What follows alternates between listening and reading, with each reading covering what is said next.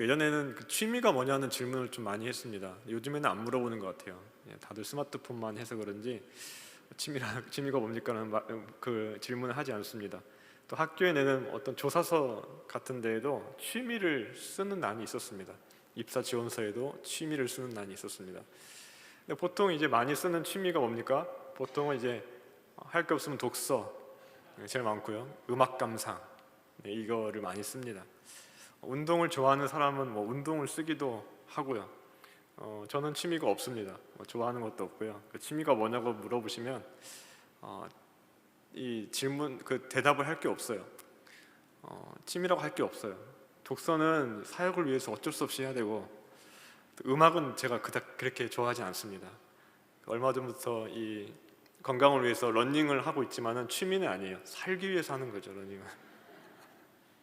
최근 저를 보시고 살이 많이 빠졌다고 걱정하시는 분들이 계신데, 제가 러닝을 그래도 열심히 해가지고 살을 많이 뺀 거예요. 건강하게. 걱정하지 않으셔도 됩니다. 그나마 유일한 취미라고 하면은 세계 여행입니다. 놀라진 않으시네요. 제가 온라인 지도를 가지고 전 세계를 돌아다니는 것을 좋아해요. 네, 온라인 지도, 뭐 지사에서 나온 온라인 지도를 이용하면 실제로 가본 것 같이 그 나라를 다 볼 수가 있습니다. 그래서 제가 이스라엘, 터키, 그리스, 로마 이런 기독교 유적지는 그 지도로 다 봤어요. 물론 실제로 가본 것도 다르겠죠. 하지만은 정말로 길에서 보는 것 같이 다 볼 수가 있습니다. 유럽에 있는 주요 도시나 유적지도 온라인으로 다 가봤습니다. 세계 여행 저 많이 해요, 저는. 근데 이게 참 재밌어요, 저한테는. 그래서 한번 빠지면은 이 시간 가는 줄 모르고 재미있게 막 합니다. 제가 유럽은 못 가봤습니다만은 온라인 그 지도로 유럽의 유명한 그 성당들을 종종 봅니다. 각 나라의 대표적인 성당을 많이 찾아보는 편인데, 우리 장로교 관계는 영국의 웨스트민스터 사원도 보고요, 독일의 대표적인 성당이 쾰른 대성당도 한번 가서 보고요, 프랑스의 노트르담 대성당도 보고요, 스페인의 유명한 그 사그라다 파밀리아라는 성당이 있죠. 그 성당도 제가 다 봅니다. 온라인 지도에 거리뷰라는 게 있어가지고 마치 거리를 걸으면서 보는 것 같이 빙 둘러가지고 다 봐요. 심지어는 건물 안까지 다 볼 수 있어요. 많이 발전했죠.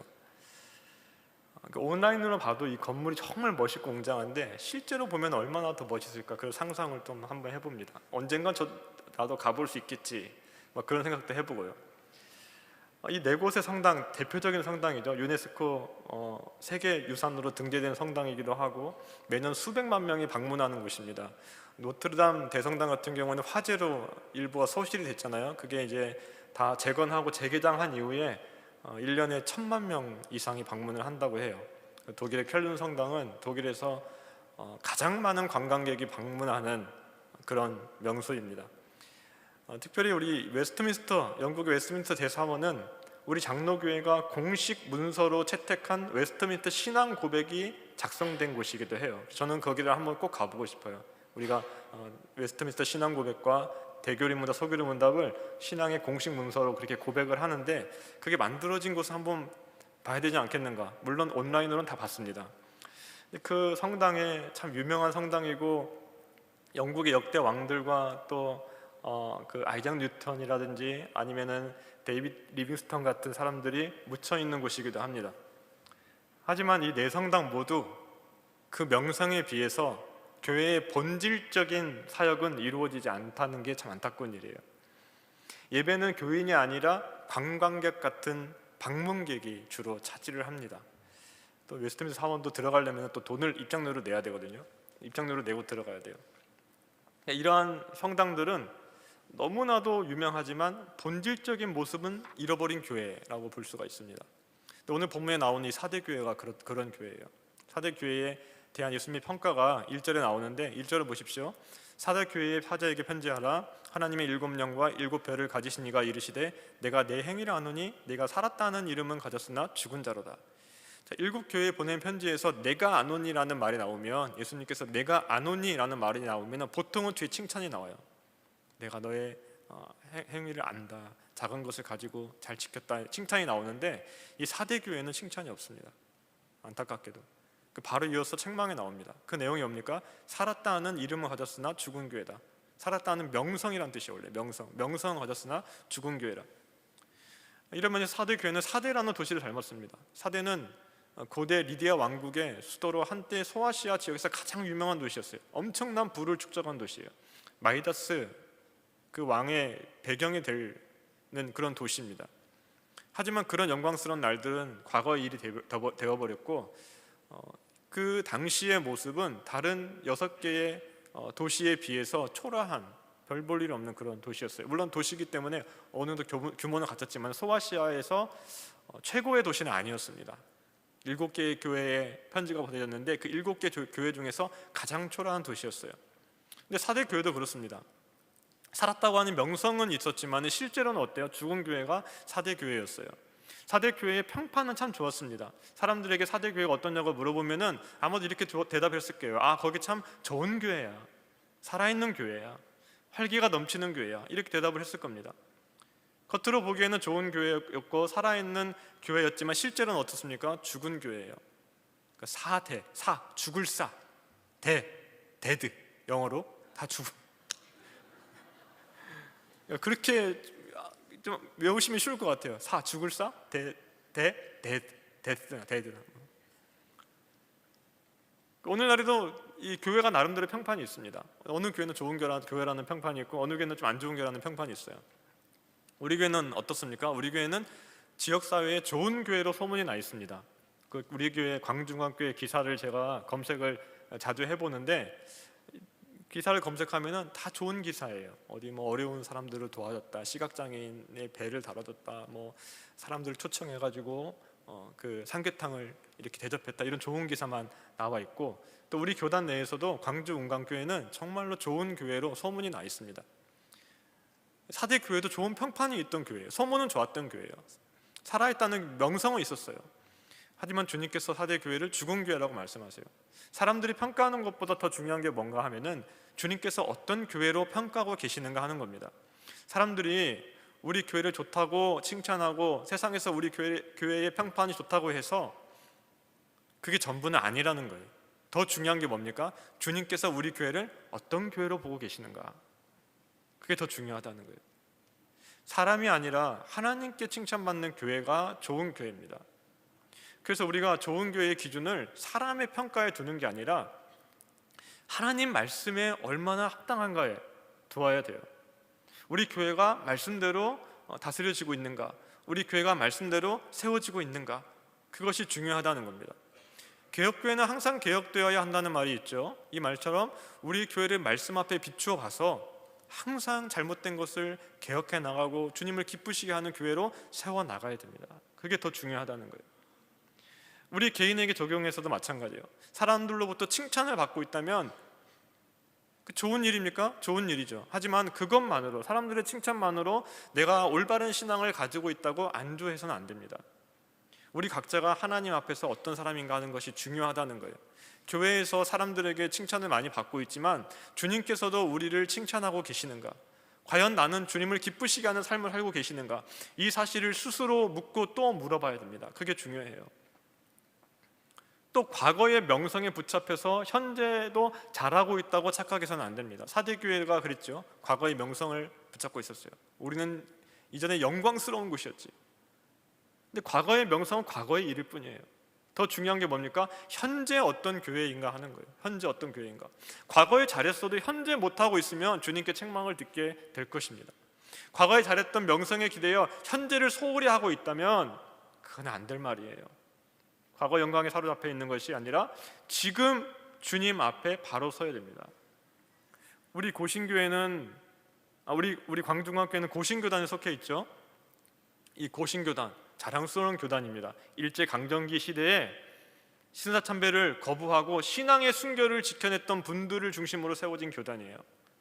과거에 우리 교단의 선배들의 신앙이 정말 좋았습니다. 그 신앙의 순결을 지킨 것은 자랑스러운 일이에요. 그러나 더 중요한 게 뭔가 하면은 현재 우리는 신앙의 순결을 지키고 있는가 하는 거예요. 순교의 정신을 가지고 살아가고 있는가 하는 겁니다. 과거의 고신의 명성이 현재 우리 교회의 생명력을 보장해주지 않습니다. 고신교단에 속해 있다고 해서 교회가 살아있다고 안심해서는 안 됩니다. 순결한 신앙을 가진 고신교회라는 명성에만 의존하면서 현재를 거룩하게 살아내지 못한다면, 현재의 우리의 삶에 순결한 신앙이 없다면 그건 사대 교회와 아무런 다를 바가 없는 거예요. 우리 개개인도 마찬가지입니다. 과거에 머물러 있으면 안 됩니다. 과거에 머물러 있으면 안 돼요. 저도 과거를 항상 그리워하는 그런 성향을 가졌는데 그랬으면 안 돼요. 과거에 3시간 기도했던 사람이 하는 말이 뭐예요? 내가 예전에는 기도를 3시간씩 했어. 3시간 해도 10분 같았어. 그 스스로 자랑스러워합니다. 교회 안에도 과거의 영광에 대한 말들을 많이 해요. 이전에는 북을 치면서 전도를 했고, 집회 때마다 예배당에 사람들로 꽉 잡고, 전도하면은 정말 막 몇백 명씩 교회 전도해서 데려왔고, 이런 말을 종종 우리가 하곤 하는데, 그렇다면 지금은 어떻습니까? 지금은 과거에 어떠했는지, 과거의 명성이 중요한 게 아니라 현재가 중요하다는 거예요. 현재가. 과거의 영광에 매여만 있으면은 안 됩니다. 과거의 영광에 매여 있지 말고 현재를 거룩하게 살아내야 됩니다. 과거의 신앙만 자랑하지 말고 지금 하나님 앞에서 부끄럽지 않는 삶을 살아가야 됩니다. 사람들의 칭찬으로 만족하지 말고 주님의 마음에 내가 합한 사람인가, 그것을 스스로 되뇌이면서 주님의 뜻을 이루어가는 삶을 살아가야 됩니다. 그게 더 중요해요. 자, 사대교회는 도대체 어떤 문제가 있었길래 주님께서 죽었다는 책망을 하셨을까? 2절에 보니까 사대교회가 하나님 앞에서 행위에 온전한 것을 드러내지 못했다고 합니다. 사대교회는 무슨 죄를 지었는지 정확하게 없어요.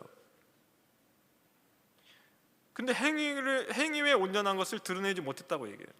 겉으로 보면은 예배도 잘 드리고 신앙생활도 잘하고 모든 것을 잘하고 있는 것 같은데, 실제로는 뭡니까? 온전한 믿음이 없다는 거예요. 온전한 행함이 있는 믿음이 없다는 거예요. 그 행함 중에서 온전한 것이 아무것도 없었다는 거예요.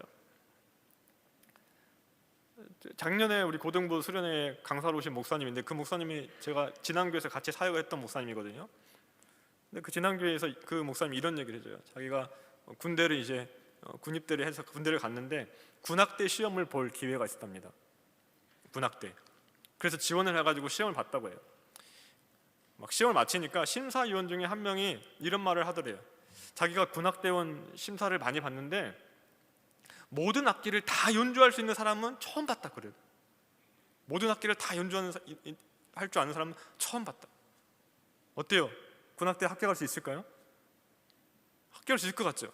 그런데 그 다음에 어떤 말을 했냐면은, 그런데 어느 악기 하나 제대로 연주하지 못하는 사람도 처음 봤다 그러는 거예요. 결과가 어떻게 됐습니까? 떨어졌어요. 사대교회가 이와 같은 거예요. 겉으로는 모든 사역을 다 하고 있어요. 신앙생활 전반에 걸쳐서 잘하고 있는 교회처럼 보였어요. 주일 예배도 잘 드리고 세련된 교회 문화도 있고 속으로 모임도 하고 기도도 하고 전도도 하고 교제도 하고 성경도 배우고 할 수 있는 거 다 하고 있었습니다. 하지만 실제로는 어때요? 하나님 앞에서 온전한 행위가 없었다, 그렇게 말씀해요.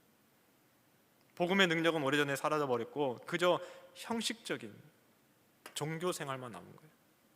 아주 겉으로 보기에는 참 좋은 교회다, 참 좋구나, 참 잘하고 있는 교회다, 그런 교회였지만 실제로는 그렇지 않았다는 거예요. 그런데 사대 교회 교인들의 문제가 뭡니까? 자기들은 잘하고 있다는 그런 안일함에 빠져 있었습니다. 자, 사대 교회가 버가모 교회나 두아디라 교회처럼 우상을 숭배한 것도 아니에요. 음행을 행한 것도 아니에요. 서머나 교회나 버가모 교회처럼 황제 숭배로 인한 극심한 박해가 있었던 것도 아니에요. 하지만 사대 교회의 문제가 뭡니까? 그런 불신앙적인 문화 앞에서 자신의 믿음을 적극적으로 드러내지 못한 채 적당하게 타협을 해버렸어요. 과거의 신앙의 수준에 안주하면서 복음의 능력을 잃어버리고 적당히 편안하게 신앙생활하면서 살았습니다. 이게 사대 교회가 가진 문제였던 거예요. 오스 기니스라는 신학자가 쓴 악마의 비밀 문서를 훔치다라는 책이 있습니다. 이 책은 악한 영들이 남겨놓은 비밀 문서를 발견했다는 그런 형식으로 되어 있거든요. 그러니까 악마들이 남겨놓은 비밀 문서인 거예요. 이 책에 보면 사탄이 교회를 무너뜨리기 위해서 효과적인 작전을 수령하면서 한 가지 원칙을 세우는데, 그 원칙이 뭐냐면은 사자의 방법이 아닌 여우의 방법으로라는 원칙을 세워요. 자, 사자의 방법이 뭐겠습니까? 박해와 같이 직접적으로 교회를 공격하는 겁니다. 하지만 이 방법으로는 효과를 보지 못했다고 그래요. 오히려 교회의 전이만 불쾌해서 효과가 없었다고 합니다. 실제로 교회가 박해를 받으면 교회가 무너지는 것이 아니라, 무너지는 경우는 거의 없어요. 오히려 박해받는 교회는 더 견고해집니다. 로마의 교회가 그랬고, 문화혁명이 있었던 전에 그 당시에 중국 교회가 그랬습니다. 북한의 교회도 그래요. 드러나진 않지만 박해 속에서는 그 교회가 무너지지 않고 견고해진다는 거예요. 반면에 여우의 방법은 뭐냐? 교회를 교묘하게 세상 문화에 물들게 해서 무너뜨리는 방법입니다. 세속화시키는 거예요. 교회와 세상이 타협하게 만드는 거예요. 그래서 이 전략 중에 하나로 재무덤 파기라는 방법을 들고 있는 재무덤 파기. 그게 뭐냐면은 교회가 세상 문화에 무비판적으로 동화되게 해서 결국에는 예수님께서 그 교회를 심판할 수밖에 없도록 만드는 거예요. 그게 재무덤 파기예요. 무너질 위기에 있는 이런 재무덤 파기로 무너질 위기에 있는 대표적인 교회가 오늘 본문에 있는 사대교회예요. 아무런 문제가 없었어요. 하지만 심판받을 교회예요. 우리는 흔히 박해가 없는 것을, 어려움이 없는 것을 하나님의 축복이라고 생각합니다. 하지만 사대교회의 비극은 바로 그 평안함 속에서 시작됐어요. 그들은 세상과 충돌하지 않았기 때문에 아무런 상처를 입지 않았지만은 동시에 주님 앞에서 그 어떤 온전한 것을 남기지 못했습니다. 적당히 편안한 신앙생활은 없습니다. 세상과 타협하지 않고 제대로 된 신앙을 가지고 살아가면 매사가 불편해요. 잘 아시잖아요? 거룩하게 살아가기 위해서는 세상과 충돌할 수밖에 없습니다. 신앙 때문에 때로는 안 좋은 얘기도 들어야 되고 때로는 손해도 봐야 됩니다. 세상과 적당히 타협하는 것을 지혜라고 착각하시면 안 돼요. 그것을 처세술이라고 착각하시면 안 돼요. 타협하는 것은 지혜롭게 잘 살고 있는 것이 아니라 죽어가고 있는 겁니다. 그렇게 이 사대교회가 죽어가고 죽었던 거예요. 자, 주님께서는 죽은 사대교회가 회복되기 위해서 5가지 명령을 하고 계시는데, 먼저는 뭐라고 합니까? 깨어나라 라고 하셨어요. 깨어나라. 안일함에 빠져있지 말고 깨어있으라 이렇게 말씀하세요. 이만하면 됐구나, 이만하면 됐다, 이만하면 신앙생활 잘하고 있지, 그렇게 안주하지 말고 영적으로 늘 깨어있으면서 세상과 타협하지 않도록 주의하라는 거예요. 이 깨어있으라는 명령은 사대라는 도시의 역사와 깊은 관련이 있는데요, 사대는 천혜의 요새였습니다. 보시면 아크로폴리스인데 이 바위로 둘러싸여 있는 요새예요. 딱 봐도 함락하기 어렵다는 것을 알 수가 있습니다. 그 당시에 이런 말이 있었어요. 사대의 아크로폴리스를 점령하다는 말은 불가능한 일을 하다라는 말처럼, 속담처럼 그렇게 쓰일 정도로 공략이 어려운 장소였습니다. 하지만 이 난공불락의 이 사대가 2번이나 정복을 당하는데, 2번 다 정복을 당한 원인이 뭐냐? 아무도 이 도시를 공략할 수 없다고 믿고 안일하게 대처했기 때문에 그래요. 그래서 경비병들을 세우지 않은 겁니다. 아무도 못 올 거라 생각해서. 그런데 한 사람이 올라가 보니까 올라갈 수가 있는 거예요. 그렇게 몇 사람이 올라가서 성문을 열어주고 성이 함락됩니다. 그게 2번 똑같이 반복돼서 일어나요. 그러니까 이 사대가 자만심과 경계 부족으로 2차례나 점령당한 이야기가 끊임없이 반복되면서 교훈으로 전수가 됐습니다. 그래서 요한계시록이 기록될 당시에는 이 사건이 고대 세계에 널리 알려진 사건이에요. 주님께서 깨어있으라 라고 경고하신 배경에 바로 이 사건이 있다는 겁니다. 레드라는 신학자는 다음과 같이 얘기합니다. 깨어있으라는 경고는 특히 사대와 관련이 있다. 사대에는 정면 공격으로는 단 한 번도 함락된 적이 없는 난공불락의 아크로폴리스가 있었기 때문이다. 그러나 사대의 역사를 보면 도시를 방어하는 사람들의 경계심이 부족했을 때 기습 공격으로 2차례나 함락된 것을 알 수 있다. 자, 오늘날에도 마귀가 우는 사자처럼 두루다니며 삼킬자를 찾고 있습니다. 이런 마귀에게 미혹되지 않기 위해서 우리가 어떻게 해야 돼요? 항상 깨어 있어야 돼요. 주의하여 깨어 있어야 돼요. 베드로전서 5장 8절 말씀해 보니까 근신하라, 깨어라, 너희 대적 마귀가 우는 사자같이 두루다니며 삼킬자를 찾나니. 마귀에게 유혹되지 않으려면, 마귀에게 넘어지지 않으려면 어떻게 해야 돼요? 깨어 있으라. 주의하며 깨어 있으라. 우리 교회는 괜찮다, 나는 괜찮다, 이런 안일함이 영적 죽음을 가져옵니다. 언제라도 넘어질 수 있다는 긴장감을 가지고 깨어서 기도할 때 우리가 사탄의 그런 모든 유혹들을 이겨낼 수가 있는 거예요. 특히 말세를 살아가는 우리에게 필요한 게 뭡니까? 깨어 있으라는 거예요. 깨어 있으라. 왜냐하면 예수님께서 도둑같이 오시기 죽게 된 것을 굳건하게 하라. 남은 게 뭘까요? 남은 게 어떤 사람들은 사대 교회 안에 남아있는 신실한 사람들, 다시 말하면 오늘 본문에는 그 옷을 더럽히지 않는 사람들이라고 해석하는 사람도 있고요, 어떤 사람들은 사대 교회에 그래도 작게나마 남아있는 하나님께서 기뻐하시는 그 어떤 것, 그게 복음의 기억일 수도 있고, 아니면 뭔가 좀 하나님을 기쁘시게 하는 뭔가일 수도 있죠. 뭐 두 가지 다일 수도 있습니다. 거의 다 죽었지만 완전히 죽은 것은 아니에요. 아직은 남아있어요. 그 남아있는 것을 굳게 잡으면은 살아날 소망이 있어요. 그걸 굳게 붙잡으라, 굳게 세우라, 그렇게 말씀하고 계신 거예요. 자, 세 번째부터 다섯 번째까지 명령은 3절에 나오는데, 자, 3절에 보니까 먼저 뭐라고 얘기하냐면 어떻게 받았으면 어떻게 들었는지를 기억하라. 생각하라는 거 기억하라. 다시 말하면 처음 전에 들은 복음을 기억하라는 거예요. 처음 사도들로부터 전해받은 그 복음을 기억하라. 사대 교회가 형식적인 신앙생활을 하고 죽어가고 있었던 능력을 잃어 단순히 과거를 추억하라는 뜻이 아니에요. 사실 사대 교회는 과거의 전성기를 잘 알고 있었어요. 그거를 추억하라는 게 아니라 처음 복음을 믿었을 때의 그 떨림과 그 감격, 그 복음의 능력을 회복하라는 거예요. 복음을 회복하는 거예요. 복음이 회복될 때 성령의 능력 가운데서 거룩한 삶을 살아갈 수 있는 겁니다. 사도 바울이 자기의 서신을 쓰면서 로마서라든지 갈라디아서라든지 서신을 쓰면서 무엇을 살라, 이렇게 살라, 무엇을 하라 라고 말씀하기 전에 복음의 내용을 먼저 말씀합니다. 로마서만 봐도 그렇죠. 1장부터 8장까지는 다 복음의 내용이에요. 그 다음에 12장부터 그러므로 형제들아 너희를 권하노니 삶에 대한 말씀이 나옵니다. 사도 바울이 기록한 성경에는 항상 보면은 복음이 먼저 나오고 그 다음에 삶에 대한 명령이 나와요. 왜 먼저 복음을 이야기합니까? 복음에서 삶을 변화시키는 능력이 나오기 때문에 그래요. 복음에서 하나님의 계명을 즐거워하는 능력이 나오기 때문에 그래요. 복음에서 성령 충만한 은혜가 나오기 때문에 그래요. 그래서 복음이 회복될 때 삶이 회복되는 거예요.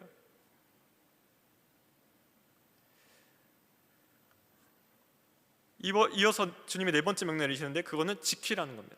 복음을 지키라. 기억하는 것에서 끝나지 말고 그 복음의 원리가 삶의 현장에 나타나도록 실천하라는 명령이에요. 사대 교회는 행위가 없었습니다. 행위에 온전한 것이 없었어요. 살지를 못했습니다.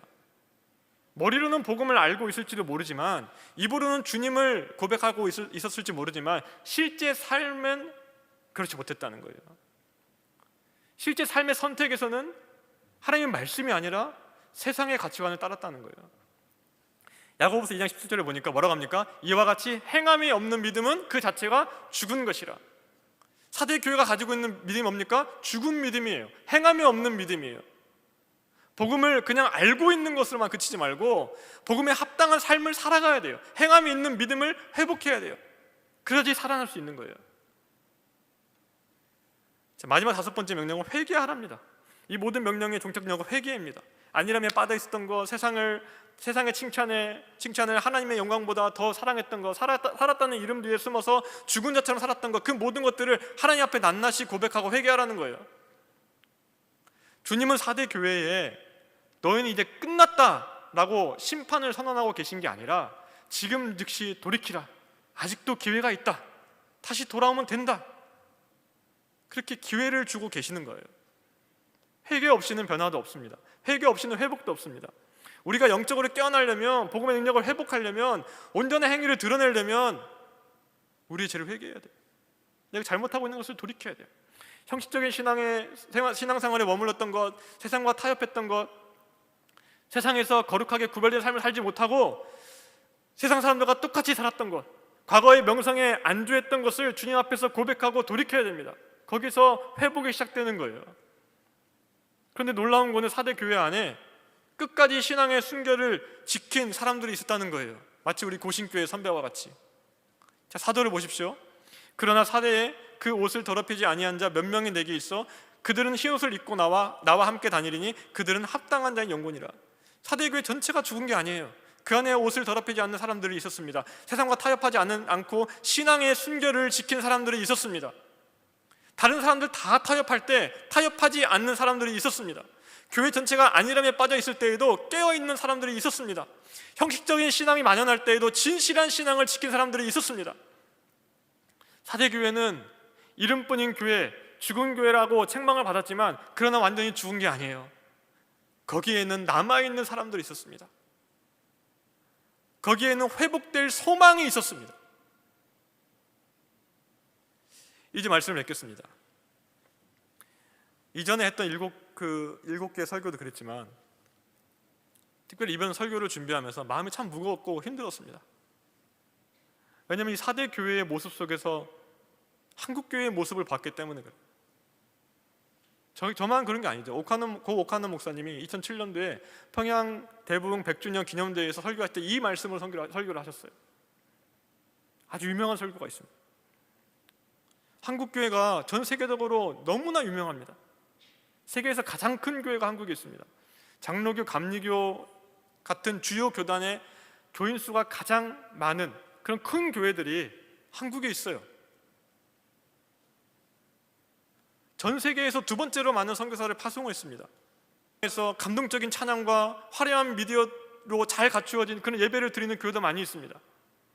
그런데 그런 명성에 비해서 한국교회 안에 이름뿐인 신자, 다시 말하면 명목상의 신자가 많습니다. 2023년 11월에 목회데이터 연구소에서 한국교회 명목상 교인 실태를 조사를 했는데요, 그 결과를 보면은 한국교회 출석 교인 중 39.5%가 명목상 교인이라는 거예요. 39.5%. 10명 중에 4명이 명목상 교인입니다. 중직자 중에도 26%가 명목상 교인이에요. 그래서 교회만 왔다 갔다 믿음 없이. 가난 교인, 교회를 안 나가는 교인까지 합치면은 57.2%가 명목상 교인입니다. 우리나라의 통계 조사를 하고 기관의 통계 조사를 하면은 기독교인 인구가 20% 정도 나오거든요. 자기가 기독교인이라고 대답한 사람들이 20%예요. 그러면은 그 인구수로 하면 1000만 명 정도 됩니다. 1000만 명. 그런데 거기에서 명목적 신자를 빼면 몇 명이에요? 400만 명 좀 넘는 거예요. 그럼 그 400만 명이 전부 다 하나님 앞에서 거룩한, 세상과 구별된 거룩한 삶을 살고 있느냐? 그것을 또 생각하면 더 줄어들 거예요. 한국교회도요, 흰옷을 입은 사람들, 더럽히지 않는 사람들이 소수예요. 많지 않아요. 명목상 교인 62%가 다른 우리 교회가 잘하고 있다고 해서 안심하지 마십시오. 우리 자신이 하나님 앞에서 살아있다고 해서 안주하지 마세요. 깨어 있어야 됩니다. 깨어 있어야 됩니다. 우리 교회가 정말 이 땅에 흰옷을 입은 더럽혀지지 않는 그런 교회로 세워져야 됩니다. 복음의 능력과 성령의 생명력이 살아있는 교회로 세워져야 됩니다. 우리 각자가 4대 교회 안에 있었던 옷을 더럽히지 않는 사람들처럼 세상과 타협하지 않는 신실한 성도들이 되어야 합니다. 과거의 명성에 기대지 말고 지금 이 순간, 지금 바로 오늘 주님 앞에 바로 서야 됩니다. 사람들이 칭찬한다고 그 칭찬에 만족하지 말고 주님께서 인정받는 참된 성도로 세워져야 됩니다. 형식적인 신앙을 버리고 복음이 살아 역사하는 그 참된 신앙을 회복해야 돼요. 그 생명이 우리 안에 있어야 돼요. 예수의 그 생명이, 성령의 새롭게 하시는 그 생명력이 우리 안에 있어야 됩니다. 그래야지 우리가 이 땅을 변화시킬 수가 있는 거예요. 그래야지 우리가 이 땅에 있는 교회를 세울 수가 있는 거예요. 성령으로 충만하시기 바라요. 성령의 능력으로 회복되어서 복음에 합당한 삶